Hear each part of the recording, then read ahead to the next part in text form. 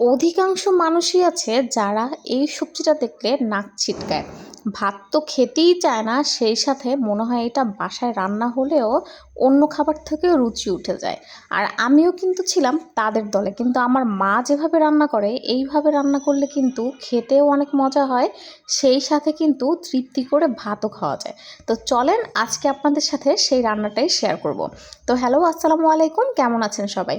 তো প্রথমেই হচ্ছে চুলাতে আমি কড়াই দিয়ে সেখানে দিয়ে দিলাম তেল দেওয়ার পরে দিয়ে দিয়েছি হচ্ছে গিয়ে কুচানো পেঁয়াজ দেওয়ার পরে দিয়ে দিব সামান্য কিছুটা চিংড়ি মাছ, আর দিয়ে দিব হচ্ছে আদা ও রসুন বাটা, আর দিয়ে দিলাম লবণ।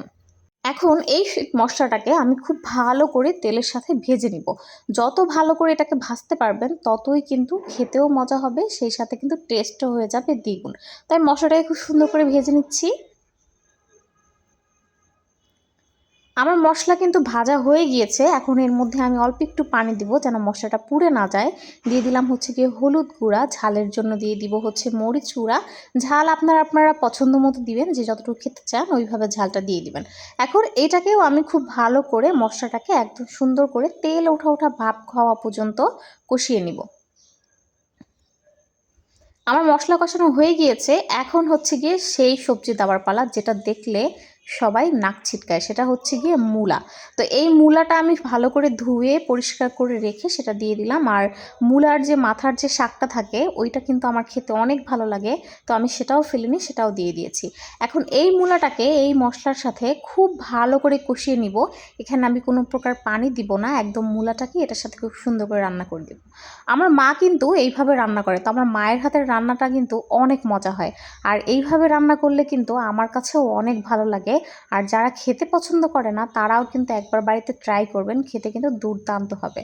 তো আমার মূলাটা কিন্তু প্রায় 50% মতো সেদ্ধ হয়ে গিয়েছে। এখন আমি এর মধ্যে দিয়ে দিব হচ্ছে গিয়ে পানি, অল্প পরিমাণে পানি দিয়ে দিয়েছি। এখন এটা একটু ভালো করে মিশিয়ে নিচ্ছি।